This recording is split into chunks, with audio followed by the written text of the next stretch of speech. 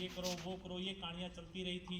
इन्हीं कहानियों के बीच में रावण ने माता सीता का हरण किया था। समझ में आ रही है बात मेरी?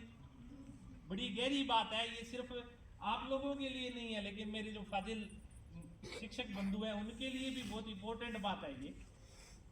जब माता सीता का हरण हुआ था तो राम उसको उठा करके कहां ले गया था? रावण लंका में ले गया था, है ना? देखो, एक इसमें कहीं कोई संशय नहीं है कि इतिहास है वो आज तक विजेता का लिखा गया है, हारने वाले का नहीं लिखा गया। लिखा गया क्या कहीं?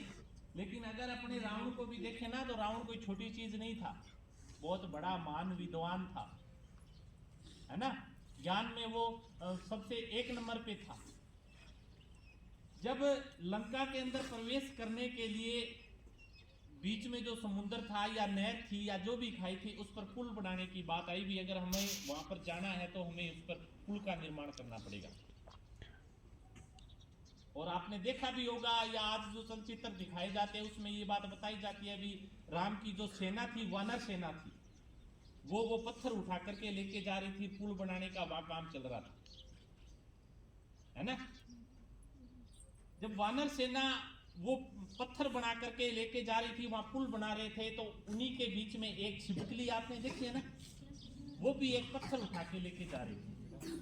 लेकिन एक वानर बंदर जितना पत्थर उठा के लेके जा सकता है, उतना शायद छिपकली नहीं लेके जा सकती। अब बात गौर से सुनने वाली ये है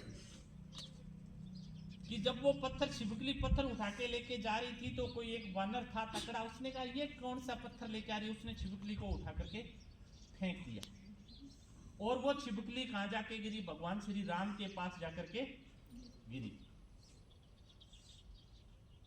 राम ने देखा कि यार ये बात है, ये छिपकली यहाँ गिरी है, तो उसने सुना भी क्या बात है कि जी मैं भी वहां पत्थर बनाने का काम कर रही थी, पुल बनाने का काम कर रही थी, वहां पर वानर ने उसको फेंक दिया। अब आपको गौर करने की बात क्या है, या हम सबको गौर करने की बात क्या है, कि कोई व्यक्ति क्या करता है कि जी मैं तो बड़ा विद्वान हूं, या मैं तो बड़ा ताकतवर हूं, इसको क्या समझ रहा हूं? या क्लास में दो बच्चे हैं, एक होशियार है और एक कमजोर है, तो कहते हैं नहीं जी मैं भी ये कर देती हूँ, यार ये तो कमजोर है, मत्था मारने की जरूरत नहीं है, ये इंटेलिजेंट है, इसको बता देते हैं। तो जो बच्चा कमजोर होता नहीं है, अब उसको एक बच्चा है, उसको एक बार याद करने से, एक बार पढ़ने से याद हो जाता है, एक है उसको 2 या 3 या 4 बार याद करना पड़ता है, फिर उसको याद होता है। कहते हैं कि जब वो छिपकली वहां गिरी, तो राम ने उस छिपकली के पीछे से हाथ लगाया था, ऐसे मतलब। और आप छिपकली को गौर से देखना, उसके ऊपर आपको झिड़ियां सी दिखाई देगी, कभी भी ट्राई करना आप इस बात को। तो हमें बात ये गौर करनी है कि किसी को छोटा नहीं आंकना है, जिस व्यक्ति की जितनी क्षमता होगी उसके अनुसार वो काम करेगा। एक आदमी पूरा दिन काम कर सकता है बिना थके हुए, एक आदमी आधे दिन काम कर सकता है, एक आदमी आधे से आधे कर सकता है, और एक आदमी पूरे दिन काम कर सकता है। कहने का भाव ये है कि हमें कभी भी ये नहीं सोचना है भी यार ये तो कमजोर है, इसको कुछ नहीं आता, कमजोर है उसको थोड़ा सा एक्स्ट्रा ध्यान दो आप, है ना? और घर के अंदर जो हेल्थी रूप से कमजोर है, उसको खाने पीने का थोड़ा सा ध्यान रखो, वो अपने आप परिपूर्ण होगा। आगे ना बात समझ में? तो हमें किसी को छोटा नहीं आंकना है, हर आदमी हर बच्चा ये काम अपनी क्षमता अनुसार वो करता है। शर्त ये है कि कराने वाला वो किस प्रकार उसको मोटिवेट करता है, बात वो मायने रखती है। काम कितना करता है ये ज्यादा मायने नहीं रखता, करवाने वाला उसको कितना मोटिवेट करता है, काम करवाता है। आगे ना बात समझ में?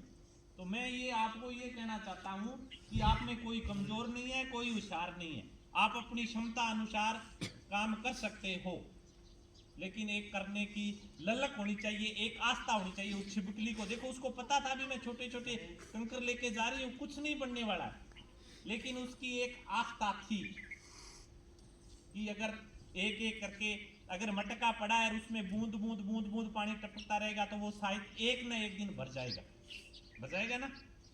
तो हमें बूंद बूंद से घड़ा भरने वाला काम करना है, ताकि हम निकट भविष्य के अंदर हर तरह से परिपूर्ण हो सके और अपनी क्षमता अनुसार है, हमें काम करना चाहिए। एक काम को करने में एक व्यक्ति 1 दिन में कर देता है, एक व्यक्ति उसको 2 दिन देता है, लेकिन कर तो रहा है, बात मायने रखती है, अभी वो कर रहा है, ठीक है ना। तो हमें किसी को छोटा बड़ा नहीं आंकना है, सामूहिक रूप से अपने काम को विधिवत रूप से आगे बढ़ाना है। धन्यवाद।